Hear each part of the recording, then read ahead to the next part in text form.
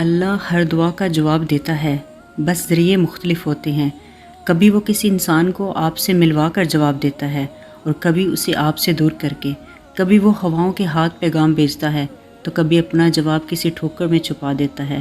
کبھی وہ سجدے میں گرا کر اپنی مصلحتیں ہی سمجھاتا ہے، کبھی ہاتھ تھام کر صبر کا صلہ دیتا ہے۔ آزمائش کا آنا، روح کا ریزہ ریزہ ہو کر بکھر جانا بے وجہ نہیں ہے۔ کبھی تکلیف میں ہو تو اللہ کو محسوس کرنا، پھر اس کی موجودگی بھی دکھائی دے گی اور اس کی سرگوشی بھی سنائی دے گی۔